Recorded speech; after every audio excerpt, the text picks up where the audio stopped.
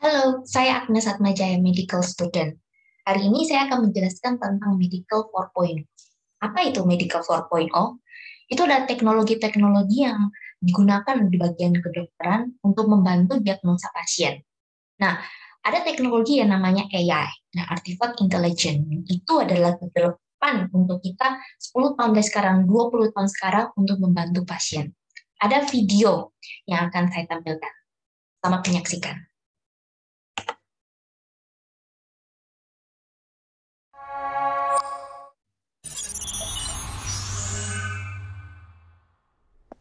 You know how they say there are two certainties in life, right? Death and taxes. Can't we get rid of one of those? See, 100 years ago, life expectancy was only 45. Can you believe that? And then by the 1950s, it was up to 65, and today it's almost 80. Tomorrow, who knows, right? Healthcare has made huge progress. We've eradicated epidemics that used to kill millions, but life is fragile. People still get sick or pass away for reasons that maybe should be someday curable. What if we could improve diagnosis? Innovate to predict illness instead of just react to it. In this episode, we'll see how machine learning is combating one of the leading causes of blindness and enabling a son with a neurological disease to communicate with his family. AI is changing the way we think about mind and body, life and death, and what we value most, our human experience. And our other senior co-captain.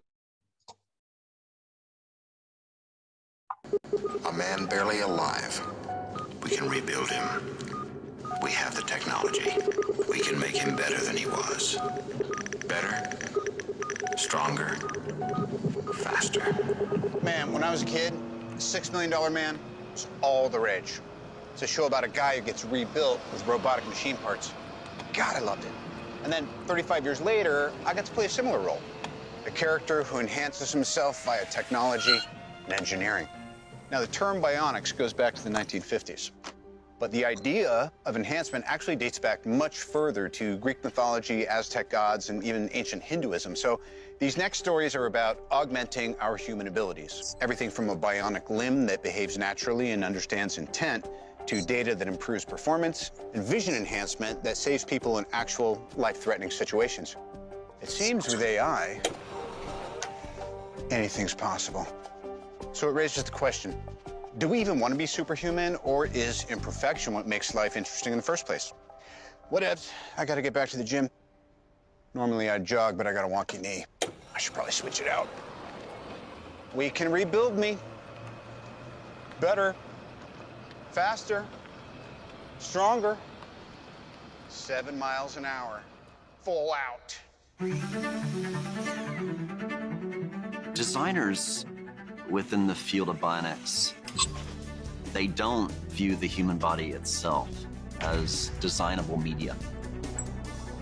We now have sophistication in artificial intelligence, in motor technology, in material science, and how to talk to the nervous system, setting the foundation for the end of human disability.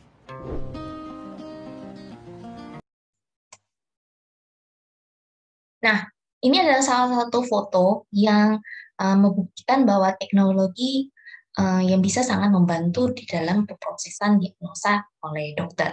Di sini adalah foto X-ray yang kejadian misalkan saat ini COVID-19, ini yang sangat membantu kita bisa melihat mendeteksi apakah paru-paru dari orang tersebut itu apakah mendapatkan virus dari COVID-19.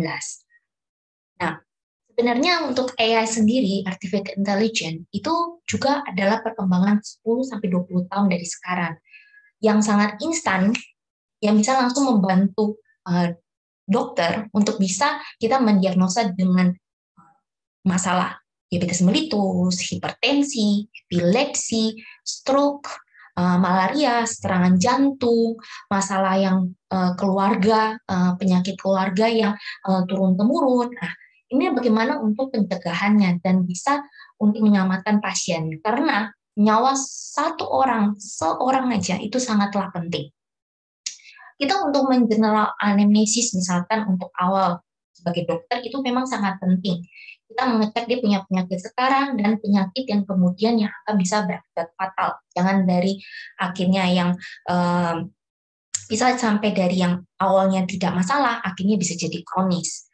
Untuk EYA sendiri, kita bisa misalkan menginstan misalkan tekanan darah, glukosa, amilase, heart rate, asam urat, berat badannya bagaimana, tekanan darah, body mass index, suhu secara instan, heart rate, respiration rate-nya gimana, dan saturasi oksigen. Dengan itu bisa mempersingkat waktu kita untuk mendeteksi. AI sendiri akhirnya bisa membantu dokter, akhirnya bisa menyelamatkan pasien secepat mungkin. Nah, di sini saya juga belajar tentang kedokteran di UC. Nah, saya sekarang di tahun ketiga. Di sini ada beberapa video yang akan saya tampilkan sekaligus. Ini adalah sebuah bukti bahwa kita akan sangat dekat dengan teknologi untuk bisa mencapai menemukan penyakit dari suatu dari penyakit dari pasien tersebut. Nah, selamat menonton.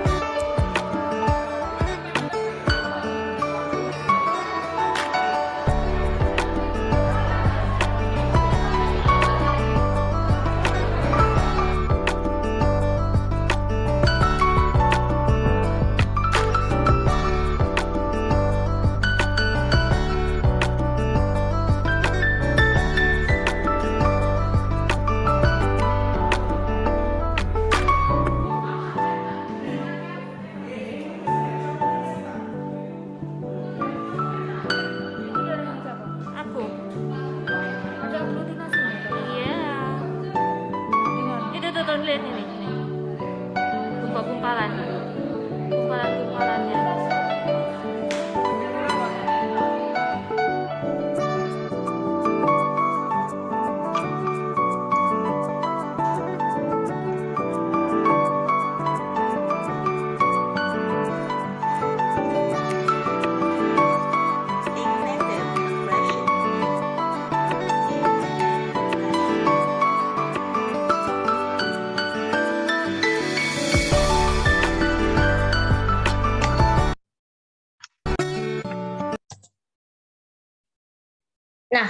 Nah, tadi salah satu video yang memang kita akan sangat dekat dengan teknologi. Ada juga beberapa negara yang sudah melakukan teknologi, akhirnya mereka sangat perfeksionis dalam mendiagnosa, akhirnya sampai penyakit itu bisa selesai, dan kita bisa bantu pasien. Contohnya seperti di negara Korea.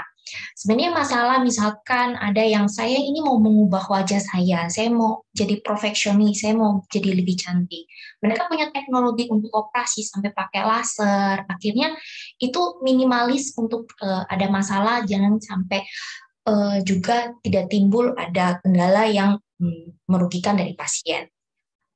Kita juga bisa lihat tempat rumah sakit yang di Korea itu mereka punya kamar rumah sakit seperti kamar hotel. Nah, kita bisa kasih servis itu kepada pasien. Ada nama juga yang mereka gunakan yaitu PetScore 2.0 yang dilakukan oleh Seoul National University di Bundang Hospital. Dan di situ mereka teknologi ada röntgen dada yang sangat efisien, foto fundus retina yang sangat bagus, sama mamografi. Ada beberapa lagi teknologi yang memang sama dengan beberapa negara lain, tetapi yang paling mereka sangat kuat yaitu operasi plastik, yang artinya beberapa negara orang-orang sampai bondong-bondong ke Korea untuk melakukan operasi plastik di sana karena mereka mempunyai teknologi yang sangat akurat. Kita berpindah ke USA Medical. Nah, kalau USA ini sangat banyak karena mereka punya penemuan dan penelitiannya cukup banyak di bidang teknologi. Mereka punya namanya Agency of Healthcare Research and Quality. Nah, ini untuk meminimalisir medical error yang dilakukan oleh dokter atau petugas kesehatan di sana. Untuk meninggikan pasien dari safety-nya, keamanan, dan perlindungan kepada pasien, akhirnya pasien merasa aman mendapatkan pelayanan di sana. Karena ini disebut ada namanya CLIPS, RFEA, yaitu Clinical Information to Promote Patient dari safety-nya. Akhirnya setiap teknologi yang mereka akan berikan kepada si pasien, terus apa teknologi itu saja, akhirnya itu diinformasikan kepada pasien secara SOP. Jadi standar operationnya mereka. Akhirnya dari pasiennya bisa, oke, baik dok, saya akan menjalankan operasi ini dan lainnya. Akhirnya ini kita bisa melihat bahwa dari pertolongan dari teknologi, dari dokter, dari pasien punya kooperasi, akhirnya kita mendapat smart dari inhalers dari setiap kejadian dari rumah sakit, dan akhirnya membantu juga pasien tersebut. Akhirnya yang harusnya operasi memakan waktu misalkan bisa 24 jam untuk jantung, tapi bisa mengurangi cuma 12 jam. Nah, itu juga karena bantuan ada namanya robotic surgery. Nah, biasanya itu yang dilakukan adalah robot tersebut yang melakukan operasi tersebut di tempat kamar operasi. Ada makanya juga disebut dengan wireless brain sensor. Jadi operasi untuk batang otak itu pun dilakukan oleh mesin. Jadi supaya meminimalisir tangan error dari dokter, akhirnya mesin itu sendiri yang melakukan penjahitan dan lainnya. Mungkin dokter akan melakukan diagnosa secara tepat anamnesis, tetapi untuk melakukan tindakan itu akan sangat efisien dan efektif itu dilakukan oleh robot yang itu dilakukan di USA. Kita berpindah di China. China dia sekarang mengeluarkan biaya 1, miliar RMB dan itu bisa untuk masalah-masalah dari medical. Mereka ingin mau selesaikan semua penyakit kalau bisa dapat disembuhkan. Mereka akuisisi dan pemrosesan gambarnya itu yang sangat jelas juga. Yang mereka juga sangat banggakan pelaporan bantuan, penyimpanan data, identifikasi molekul targetnya bagaimana, semua sampai pun teknologi itu bisa tertata secara detail untuk satu identitas. Sampai orang pun tersebut itu sekarang waktu di COVID, orang tersebut sekarang dia berjalan misalkan di jalan ini.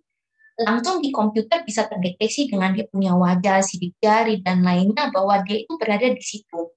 Jadi semua terlapor di dalam aplikasi sampai di data pemerintah pun bisa mencatat. Jadi akhirnya mereka untuk mencari kalau misalnya ada kejangkit COVID, nah mereka bisa mencari siapa-siapa aja yang mengkontak akhirnya COVID tersebut, akhirnya mereka harus karantina bersama.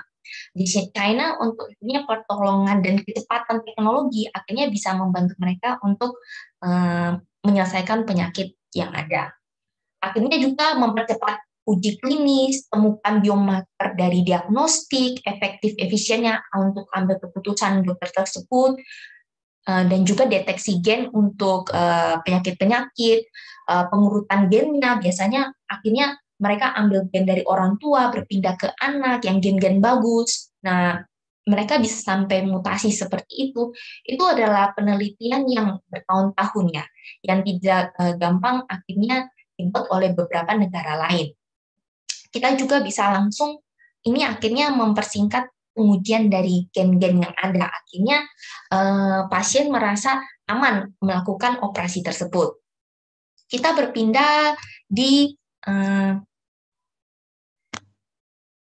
negara lain, kita berpindah di UK yang di Inggris. Nah, di Inggris di sini ada namanya organisasi NHS. Nah, ini untuk push dokter juga untuk melakukan semuanya itu di dalam aplikasi mereka.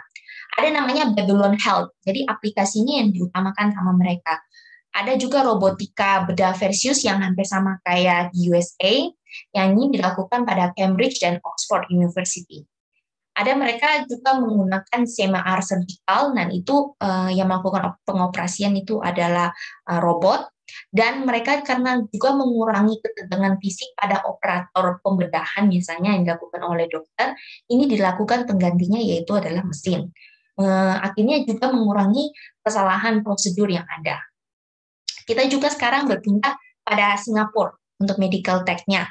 Singapura ini sangat meningkat ya untuk kesehatannya. Mereka sangat mengutamakan kesehatan satu orang saja. Makanya kebanyakan orang Indonesia mereka kalau sakit mereka berobat ke Singapura. Sebenarnya mereka orang Indonesia tuh lebih suka belanja dokter. Jadi setelah dokter sini mereka nanya lagi dokter ini, dokter ini, dokter ini.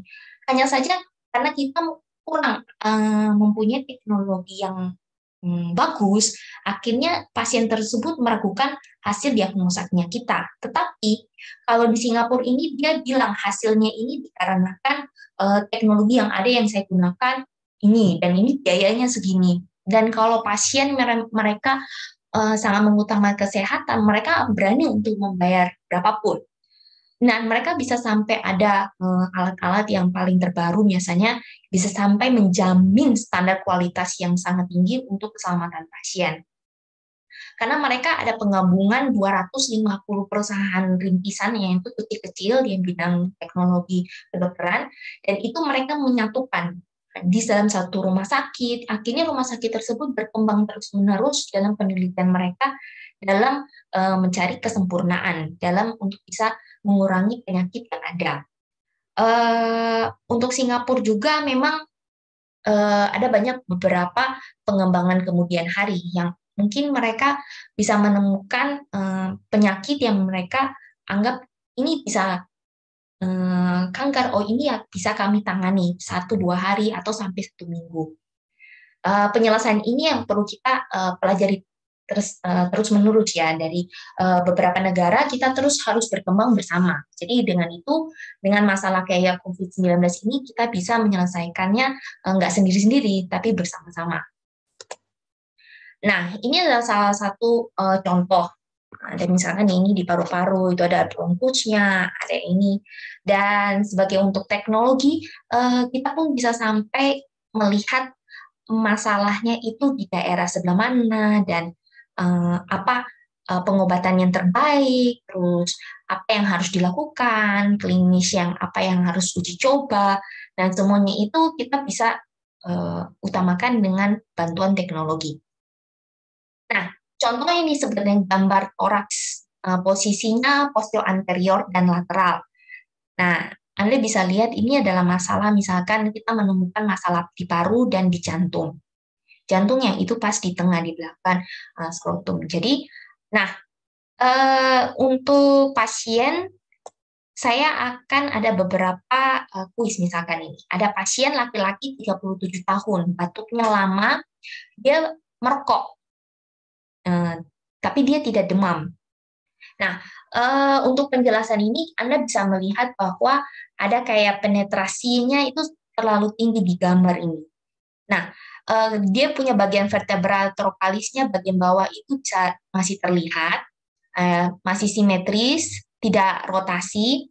Jarak antara prosesus spinosusnya sama klavikula kanan kiri itu sama. Inspirasinya optimal, bagus. Ini kan kalau yang warna hitam itu udara.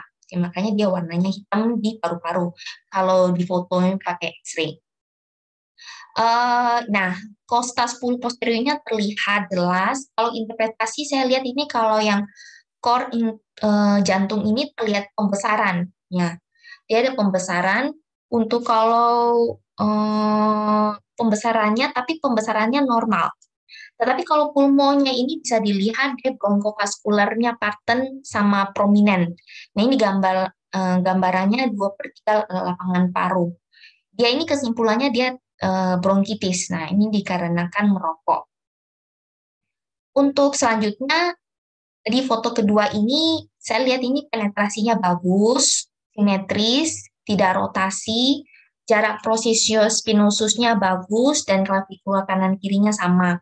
Ini pasien laki-laki 50 tahun, nyeri dada sebelah kiri, sesak napas, batuk lama. Nah, ini masalah di efusi pleura kiri.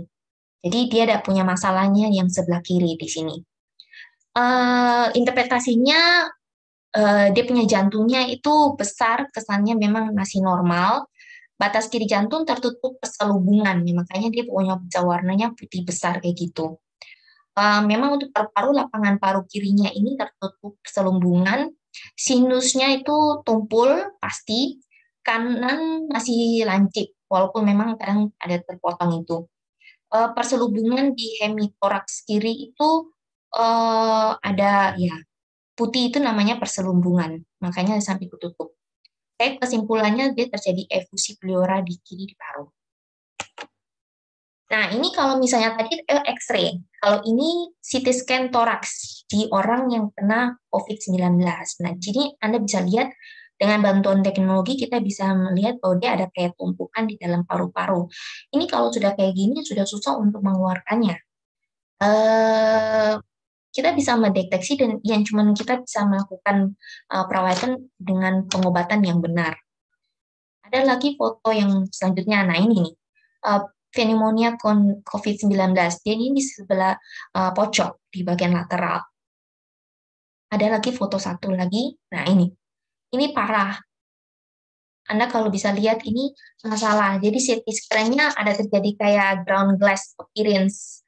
Terjadi konsolidasi di bagian daerah. Akhirnya terjadi masalah di paru-paru karena eksudat. Akhirnya bisa mengakibatkan sesak. Ini tuh pasien bisa tiba-tiba langsung meninggal karena kekurangan oksigen. Oke. Abis ini ada video yang akan saya tampilkan. Selamat menyaksikan.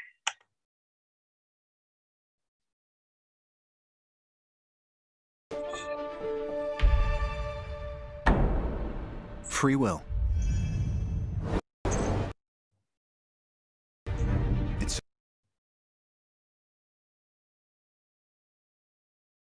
Something we've been grappling with for thousands of years, from Aristotle to Descartes, and will continue.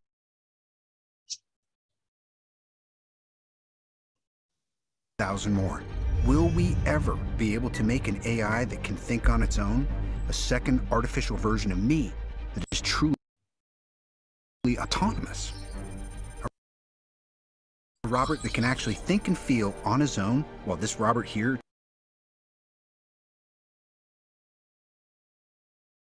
takes a nap? Impossible? Well, when you consider what human cooperation has already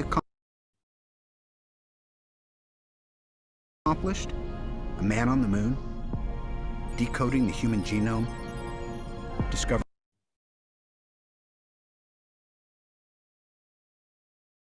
faraway galaxies, I'd put my money on dreamers like Mark and Gil over the Earth is flat folks any day. Until then, nap time.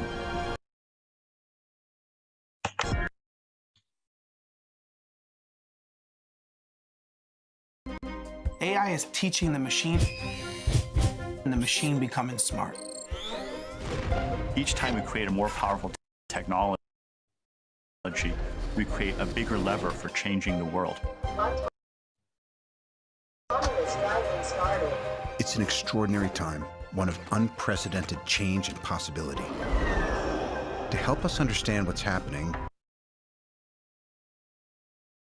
This series will look at innovators pushing the boundaries of AI and how their groundbreaking work is profoundly impacting our lives and the world around us. In this episode, we'll meet two different visionaries exploring identity, creativity, and collaboration between humans and machines. Intelligence used to be the province of only humans, but it no longer is. We don't program the machines, they learn by themselves.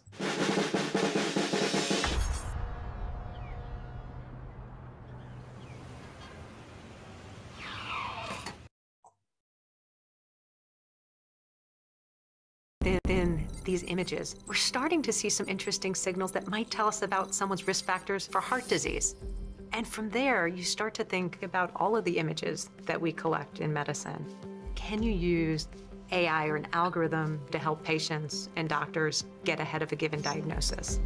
Take cancer as an example of how AI can help save lives, where you can actually take a sample of somebody's blood and look for the minuscule amounts of cancer DNA, of tumor DNA in that blood. And this is a great application for machine learning. And why stop there? Could AI accomplish what human researchers have not yet been able to? Figuring out how cells work well enough that you can understand why a tumor grows and how to stop it without hurting the surrounding cells. And if cancer could be cured, maybe mental health disorders like depression or anxiety. There are facial and vocal biomarkers of these mental health disorders. People check their phones. Nah, ini foto MRI. Kalau misalnya datang ke dokter, akhirnya dokter harus melakukan diagnosa dengan bantuan MRI. MRI sekarang ini sangat mahal. Sekali pemfotoan itu, mereka kan kasih masuk ada cairan di dalam tubuh. Itu jadi bisa langsung mendeteksi ada masalah di dalam tubuh di mana aja, langsung bisa terlihat. MRI itu 10 juta sekali melakukan pemfotoan. Kalau foto ini langsung kita bisa melihat masalah yang di mana aja, mau di toraks, di abdomen, sampai di kepala pun. Nah, ini ada beberapa foto untuk hasil. Ini PET scan toraks. Nah, bisa lihat dia bisa sampai berwarna. Berwarnanya yang B, yang sebelah kanan ini. Bisa dilakukan perbandingan, jadi bisa lebih jelas. Nah, seperti ini. Nah, ini kalau yang di otak, bisa melihat ada masalah di mana, apa yang harus diperbaiki, dokter bisa langsung mendiagnosa untuk permasalahannya. Nah, ini di otak kepala.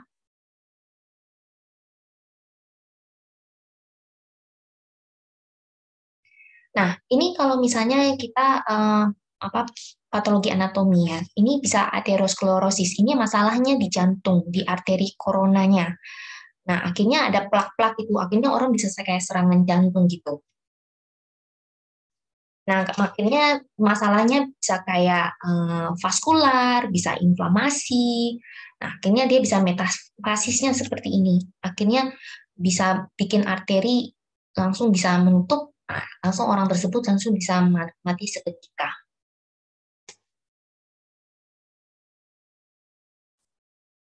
Ini ada beberapa hasil histologi dan patologi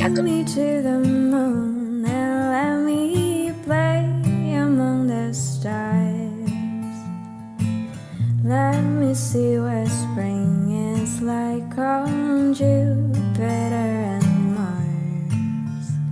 In other words, hold my hand. In other words, darling, kiss me. Fill my heart with song.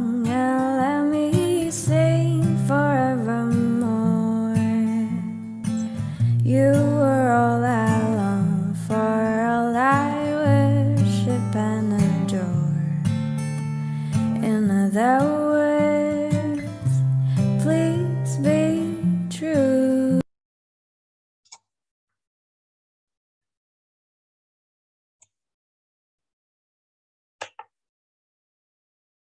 Nah, saya terus melakukan pendidikan di UC, pun saya akan melakukan ada namanya project juga disebut dengan Dr. Kit. Ini saya buat aplikasi juga, akhirnya berbasis teknologi untuk bisa membantu dokter dan pasien.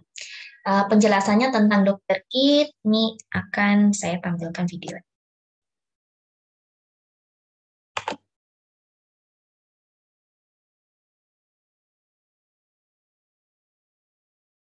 Pagi Bapak Ibu kalian, hari ini saya akan presentasi tentang Dr. Kit, pusat pemenuhan kesehatan online. Masalah yang kita ingin angkat adalah bahwa sekarang Indonesia lagi posisi ke-13 dan kasus COVID terbanyak. Karena sekarang rumah sakit sangat sibuk, sehingga tidak bisa membantu semua masyarakat Indonesia. Dan RS kurang bisa bantu, masyarakat pun perlu belajar sendiri mengenai apa yang harus dilakukan selama masa pandemi. Ini dibuktikan dengan 70% pasien mati saat perjalanan ke rumah sakit, dan setengah dari masyarakat masih keluar-keluar meski berbahaya. Akhirnya Indonesia mempunyai 4,09 juta kasus COVID. Karena itu Dr. Kit ingin memberi sebuah solusi. Jadi yang pertama, One Button Help untuk memberi bantuan ambulans dalam satu presiden tombol, dan juga ada fitur barcode untuk para dokter yang mendapatkan data pasien. Dan yang terakhir adalah forum diskusi agar rakyat Indonesia bisa saling berbagi informasi mengenai COVID atau enggak masa pandeminya sendiri. Marketing yang kita pakai adalah Puskesmas Jeruk, sosial media Insta dan Facebook, website, dan koran. Target pasar kita telah tervalidasi oleh populasi Indonesia yang telah menjadi korban pandemi dan 3013 kematian isolasi mandiri. Yang terakhir adalah pengguna aktif dari kompetitor kita yaitu Halodoc. Dr. Kit akan mempunyai kompetitor Halodoc, Halodoc dan Klik Dokter. Dan kemungkinan partner yaitu FWD dan Manulife. Nah, cukup dari saya. Mari kita coba melihat lebih dalam tentang guna Dr. Kit, demo aplikasinya langsung. Oke, sekarang saya akan mendemokan mengenai aplikasi Dr. Kit ini. Jadi untuk masalah coding kita, kami menggunakan Java Android Studio di sini. Dan untuk masalah database, kami menggunakan Firestore Database dan Real-Time Database yang dimiliki oleh Firebase oleh Google. Nah, jadi dalam aplikasi pertama-tama tentunya akan ada splash screen seperti ini. Setelah splash screen, kalian akan tertuju kepada halaman login kami di sini. Jika tidak memiliki account, maka Anda bisa mengeklik ini, daftar sekarang di sini, dan kalian akan mengisi detail-detail form yang diperlukan di sini untuk database kami. Untuk sekarang saya sudah memiliki account, jadi saya akan login terlebih dahulu. Nah, sekarang saya sudah melakukan login kepada account pasien di sini. Jadi pertama-tama kalian bisa lihat di sini ada sejarah, PPT di sini, darurat, barcode, dan account. Nah, sejarah di sini akan mengetrack riwayat-riwayat yang kalian lakukan pada saat menggunakan aplikasi ini. Dan untuk PPT ini akan ada beberapa seperti informasi-informasi terkait dengan COVID-19 dan penyakit-penyakit yang ada di masa-masanya. Serta ada darurat, tentu saja ini adalah main feature kami. Barcode ini adalah barcode yang bisa di-scan oleh dokter agar dokter dapat bisa melihat data-data yang pasien miliki dengan cepat, serta ada account di sini untuk melihat detail-detail yang pasien memiliki di sini. Jika ada pasien yang saya nggak minta ya, kalau misalnya ada pasien yang sedang tumbang atau gimana, dan mereka membutuhkan pertolongan yang sangat cepat untuk ini, jadi untuk pasiennya tinggal klik di sini saja seperti ini. Nah, di sini akan otomatis mencari driver atau ambulans yang sedang available di waktu itu. Nah, setelahnya ambulansnya available di situ, ambulansnya akan menerima request dari pasien tersebut dan ambulansnya mendapatkan alamat yang pasien miliki dan mereka akan bisa menuju ke alamat pasien itu dengan cepat. Nah, kurang lebih untuk pasien untuk sekarang itu sudah selesai. Sekarang saya akan log out. Nah, sekarang saya akan menuju ke account yang berada di vaksinasi COVID-19 tadi. Ini nanti lebih bertujuan kepada orang-orang yang ingin daftar vaksin COVID-19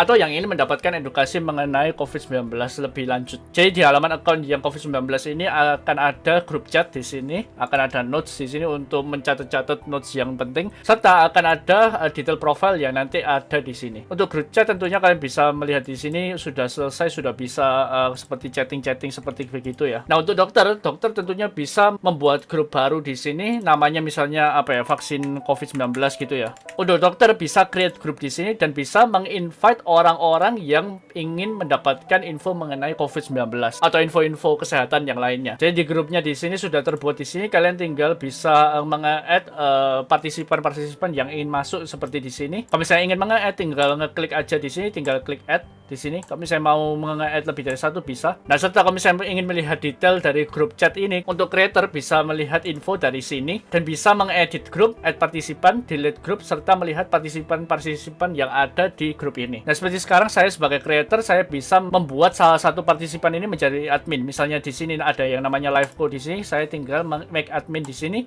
dan bisa menjadi admin, dan saya bisa remove user tentunya di sini juga. Jadi kurang lebih seperti itu demo aplikasi Dr. Kit di sini. Terima kasih.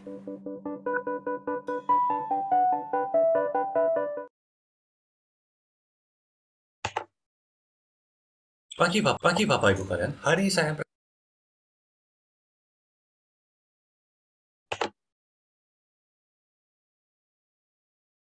Nah, ini ada beberapa aplikasi yang memang sudah dibuat di beberapa negara. Contohnya seperti ini, kita bisa lihat anatomi dari telinga. Nah, di sini ada full body. Kita bisa lihat itu dia punya otot apa, mungkin masalah di saraf mana, arteri atau vena mana, itu bisa lihat. Nah, ini kepala manusia. Nah, kalau sampai tidak ada otot ataupun kulit, ya ini bisa kita sambil memang saya belajar anatomi dengan bantuan teknologi juga. Akhirnya dengan itu saya bisa sangat familiar untuk menggunakan teknologi. Dengan itu apabila nanti 5 tahun dari sekarang saya bertemu dari pasien, saya bisa langsung menggunakan teknologi yang ada untuk bisa mendiagnosa pasien saya dengan cepat dan tepat. Nah, ini kalau kerangka masalah, kalau misalnya di tulang. Nah, tulang-tulang mana yang dia masalah? Ini kita bisa melakukan pengecekan.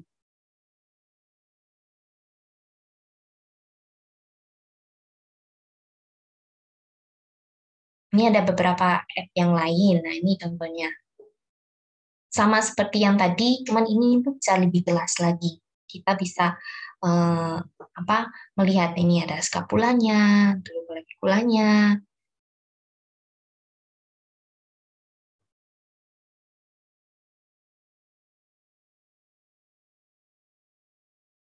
Nah, ini kita untuk penambahan tulang. Jadi sampai memang sampai full body penjelasan. Nah, sampai kita bisa ini nggak sampai di ototnya. Jadi bisa cuman hanya sebatas dari tulang.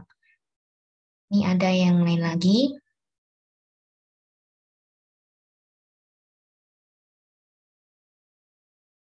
Nah, itu. Ini bisa lihat venanya arteri. Arteri yang warna merah, venanya yang warna biru.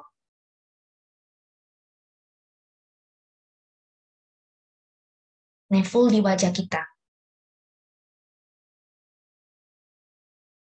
Nah, ini memang sangat untuk membantu dokter juga.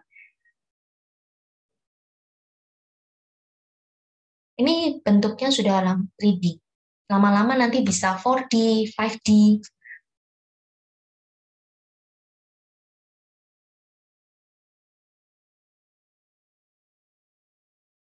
Nah, ini essential skeleton.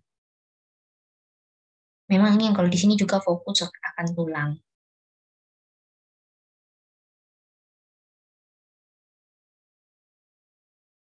Ilium. Humerus. Articular surface.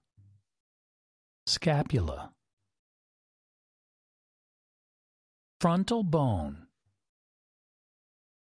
Mandible.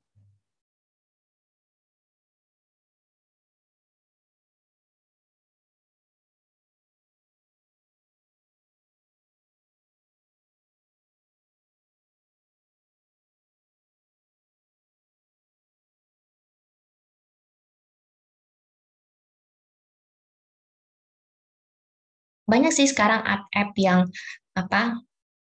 sudah ada di Play Store, di App Store. Nah, ini bisa langsung di-download. Nah, ini bentuk 3D. Kalau 2D kita bisa juga 2D supaya dia nggak gerak-gerak. Nah, itu kasih tunjuk sternum, facial bone, os frontal, upper arm, humerus, scapula, sama sih. Ini mau gampang, enak, mau pelajari yang mana, terserah. Oke.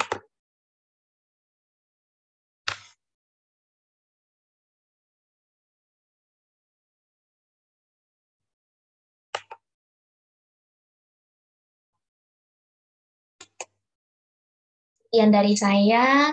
Terima kasih. Mungkin apabila ada pertanyaan bisa langsung disampaikan. Sekian.